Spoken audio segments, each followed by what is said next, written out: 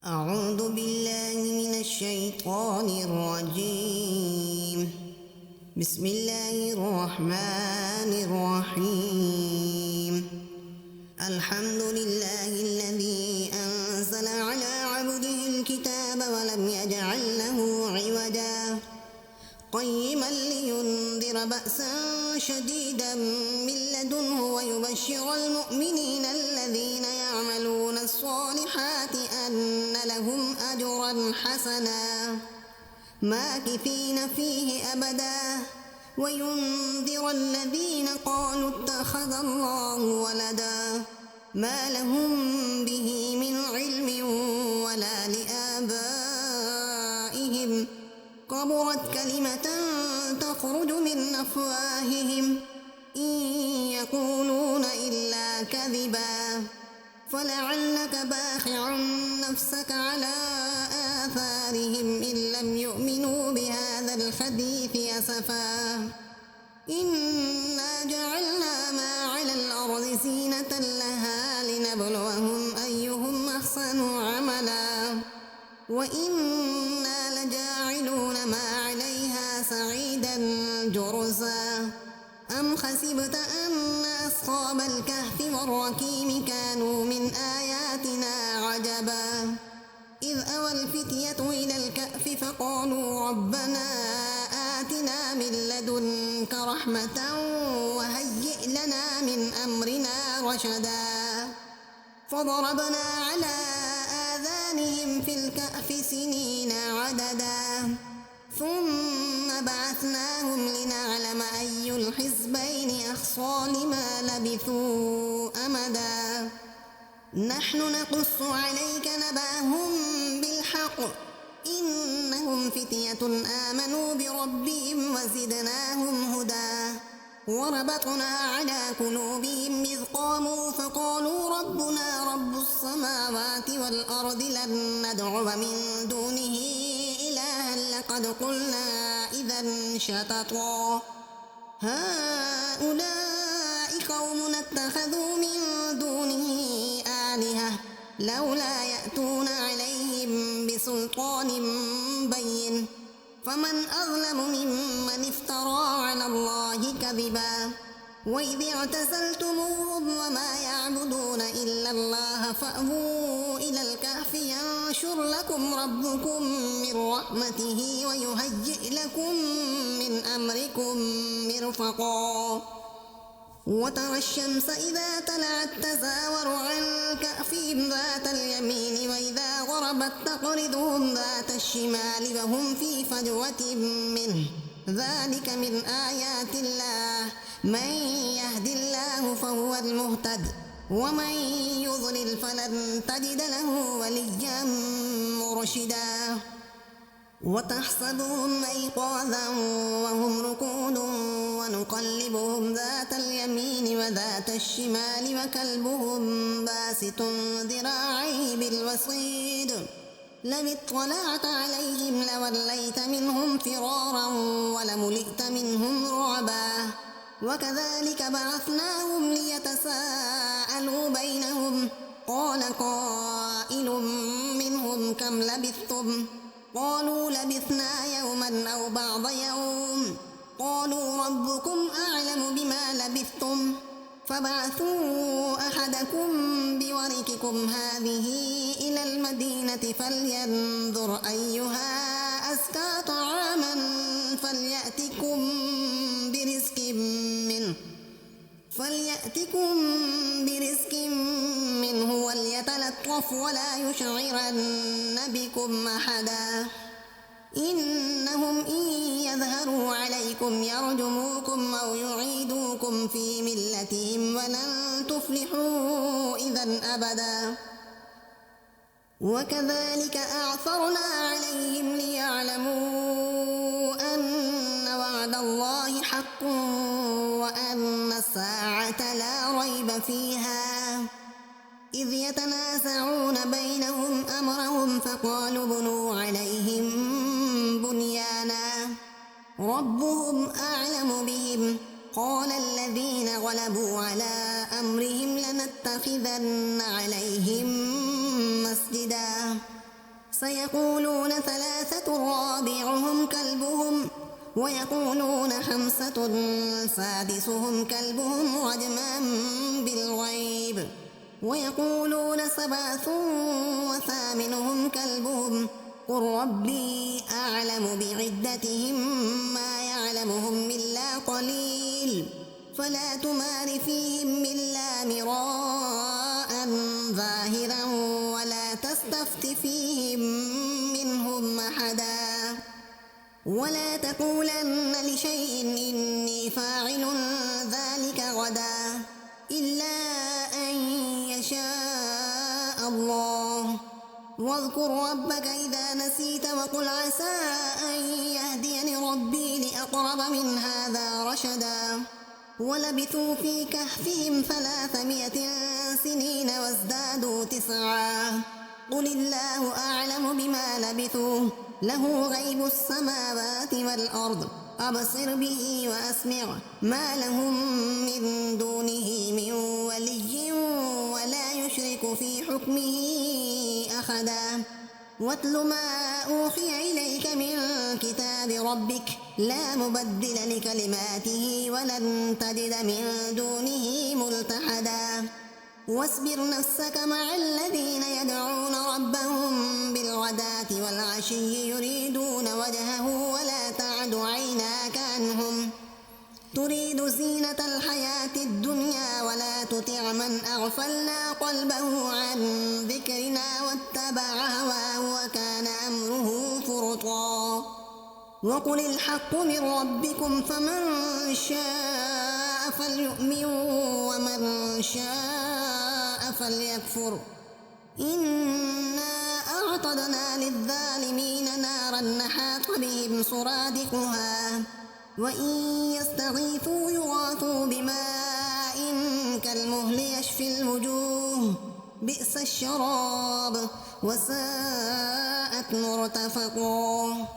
إن الذين آمنوا وعملوا الصالحات إنا لا نضيع أجر من أحسن عملا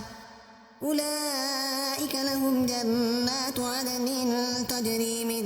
تحتهم الأنهار يحلون فيها من أساور من ذهب ويلبسون ثيابا خضرا من سندس واستبرق متكئين فيها على الأرائك نعم الثواب وحسنت مرتفقا واضرب لهم مثل الرجلين جعلنا لأحدهما جنتين من أعناب وخففناهما بنخل وجعلنا بينهما زرعا كلتا الجنتين آتت أكلها ولم تظلم منه شيئا وفجرنا خلالهما نهرا وكان له ثمر فقال لصاحبه وهو يخابره أنا أكثر منك مالا وأعز نفرا ودخل جنته وهو ظالم لنفسه قال ما أظن أن تبيد هذه أبدا وما أظن الساعة قائمة ولئن رددت إلى ربي لأجدن خيرا منها منقلبا قال له صاحبه وهو يخابره أكفرت بالذي خلقك من تراب ثم من نطفة ثم سواك رجلا لكن هو الله ربي ولا أشرك بربي أحدا ولولا إذ دخلت جنتك قلت ما شاء الله لا قوة إلا بالله إن ترني أنا أقل منك مالا وولدا فعسى ربي أن يؤتيني خيرا من جنتك ويرسل عليها حسبانا من السماء فتصبح سعيدا زلقا أو يصبح ماؤها غورا فلن تستطيع له طلبا وأحيط بثمره فأصبح يقلب كفيه على ما أنفق فيها وهي خاوية على عروشها ويقول يا ليتني لم أشرك بربي أحدا ولم تكن له فئة ينصرونه من دون الله وما كان منتصرا هنالك الولاية لله الحق هو خير ثوابا وخير عقبا واضرب لهم مثل الحياة الدنيا كماء إن أنزلناه من السماء فاختلط به نبات الأرض فأصبح هشيما تذروه الرياح وكان الله على كل شيء مقتدرا المال والبنون زينة الحياة الدنيا والباقيات الصالحات خير عند ربك ثوابا وخير أملا ويوم نسير الجبال وترى الأرض بارزة وحشرناهم فلم نغادر منهم أحدا وعرضوا على ربك صفا لقد جئتمونا كما خلقناكم أول مرة بل زعمتم أن لن نجعل لكم موعدا ووضع الكتاب فترى المجرمين مشفقين مما فيه ويقولون يا ويلتنا ما لهذا الكتاب لا يغادر صغيرة ولا كبيرة إلا أحصاها ووجدوا ما عملوا حاضرا ولا يظلم ربك أحدا وإذ قلنا للملائكة اسجدوا لآدم فسجدوا إلا إبليس كان من الجن ففسق عن أمر ربه أفتتخذونه وذريته أولياء من دوني وهم لكم عدو بئس للظالمين بدلا ما أشهدتهم خلق السماوات والأرض ولا خلق أنفسهم وما كنت متخذ المضلين عضدا ويوم يقول نادوا شركائي الذين زعمتم فدعوهم فلم يستجيبوا لهم وجعلنا بينهم موبقا ورأى المجرمون النار فظنوا أنهم مواقعوها ولم يجدوا عنها مصرفا ولقد صرفنا في هذا القرآن للناس من كل مثل وكان الإنسان أكثر شيء جدلا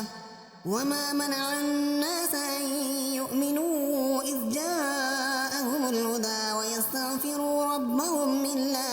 أن تأتيهم سنة الأولين أو يأتيهم العذاب قبلا وما نرسل المرسلين إلا مبشرين ومنذرين ويجادل الذين كفروا بالباطل ليدحضوا به الحق واتخذوا آياتي وما أنذروا هزوا ومن أظلم ممن ذكر بآيات ربه فأعرض عنها ونسي ما قدمت يداه إنا جعلنا على قلوبهم مكنة أن يفقهوه وفي آذانهم وقرا وإن تدعوهم إلى الهدى فلن يهتدوا إذا أبدا وربك الغفور ذو الرحمة لو يؤاخذهم بما كسبوا لعجل لهم العذاب بل لهم موعد لن يجدوا من دونه موئلا وتلك القرى أهلكناهم لما ظلموا وجعلنا لمهلكهم موعدا وإذ قال موسى لفتاه لا أبرح حتى أبلغ مجمع البحرين أو أمضي حقبا فلما بلغا مجمع بينهما نسيا حوتهما فاتخذ سبيله في البحر سربا فلما جاوزا قال لفتاه آتنا غداءنا أخلانا لقد لقينا من سفرنا هذا نصبا قال أرأيت إذ أوينا إلى الصخرة فإني نسيت الحوت وما أنسانيه إلا الشيطان أن أذكره واتخذ سبيله في البحر عجبا قال ذلك ما كنا نبغي فارتدا على آثارهما قصصا فوجدا عبدا من عبادنا آتيناه رحمة من عندنا وعلمناه من لدنا علما قال له موسى هل أتبعك على أن تعلمني مما علمت رشدا قال إنك لن تستطيع معي صبرا وكيف تصبر على ما لم تحط به خبرا قال ستجدني إن شاء الله صابرا ولا أعصي لك أمرا قال فإن اتبعتني فلا تسألني عن شيء حتى أحدث لك منه ذكرا فانطلقا حتى إذا ركبا في السفينة خرقها قال أخرقتها لتغرق أهلها لقد جئت شيئا إمرا قال لم قل إنك لن تستطيع معي صبرا قال لا تؤاخذني بما نسيت ولا ترهقني من أمري عسرا فانطلقا حتى إذا لقيا غلاما فقتله قال أقتلت نفسا زكية بغير نفس لقد جئت شيئا نكرا قال ألم قل لك إنك لن تستطيع معي صبرا قال إن سألتك عن شيء بعدها فلا تصاحبني قد بلغت من لدني عذرا فانطلقا حتى إذا أتيا أهل قرية استطعما أهلها فأبوا أن يضيفوهما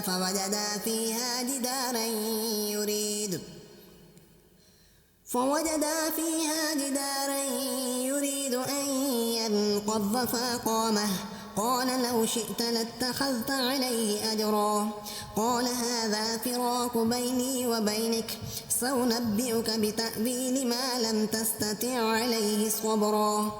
أما السفينة فكانت لمساكين يعملون في البحر فأردت أن أعيبها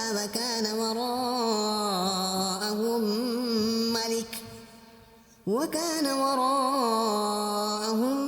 ملك يأخذ كل سفينة غصبا وأما الغلام فكان أبواه مؤمنين فخشينا أن يرهقهما طغيانا وكفرا فأردنا أن يبدلهما ربهما خيرا منه زكاة وأقرب رحما وأما الجدار فكان لغلامين يتيمين في المدينة وكان تحته كنز لهما وكان أبوهما صالحا فأراد ربك أن يبلغا أشدهما ويستخرجا كنزهما رحمة من ربك وما فعلته عن أمري ذلك تأويل ما لم تستطع عليه صبرا ويسألونك عن ذي القرنين قل سأتلو عليكم منه ذكرا إنا مكنا له في الأرض وآتيناه من كل شيء سببا فأتبع سببا حتى إذا بلغ مغرب الشمس وجدها تغرب في عين خمية ووجد عندها قوما قلنا يا ذا القرنين إما أن تعذب وإما أن تتخذ فيهم حسنا قال أما من ظلم فسوف نعذبه ثم يرد إلى ربه فيعذبه عذابا نكرا وأما من آمن وعمل صالحا فله جزاء الحسنى وسنقول له من أمرنا يسرا ثم أتبع سببا حتى إذا بلغ مطلع الشمس وجدها تطلع على قوم لم نجعل لهم من دونها سترا كذلك وقد أحطنا بما لديه خبرا ثم أتبع سببا حتى إذا بلغ بين السدين وجد من دونهما قوما لا يكادون يفقهون قولا قالوا يا ذا القرنين إن يأجوج ومأجوج مفسدون في الأرض فهل نجعل لك خرجا على أن تجعل بيننا وبينهم سدا قال ما مكني فيه ربي خير فاعينوني بقوة أجعل بينكم وبينهم ردما آتوني زبر الحديد حتى إذا ساوى بين الصدفين قال انفخوا حتى إذا جعله نارا قال آتوني أفرغ عليه قطرا فما استطاعوا أن يظهروه وما استطاعوا له نقبا قال هذا رحمة من ربي فإذا جاء وعد ربي جعله دكا وكان وعد ربي حقا وتركنا بعضهم يومئذ يموج في بعض ونفخ في الصور فجمعناهم جمعا وعرضنا جهنم يومئذ للكافرين عرضا الذين كانت أعينهم في غطاء عن ذكري وكانوا لا يستطيعون سمعا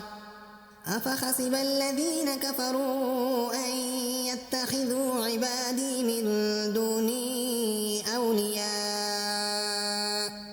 إنا أعتدنا جهنم للكافرين نزلا قل هل ننبئكم بالأخسرين أعمالا الذين ضل سعيهم في الحياة الدنيا وهم يحسبون أنهم يحسنون صنعا أولئك الذين كفروا بآيات ربهم ولقائه فحبطت أعمالهم فلا نقيم لهم يوم القيامة وزنا ذلك جزاؤهم جهنم بما كفروا واتخذوا آياتي ورسلي هزوا إن الذين آمنوا وعملوا الصالحات كانت لهم جنات الفردوس نزلا خالدين فيها لا يبغون عنها حولا قل لو كان البحر مدادا لكلمات ربي لنفد البحر قبل أن تنفد كلمات ربي ولو جئنا بمثله مددا قل إنما أنا بشر مثلكم يوحى إلي أنما إلهكم إله واحد فمن كان يرجو لقاء ربه فليعمل عملا صالحا ولا يشرك بعبادة ربه أحدا صدق الله العظيم.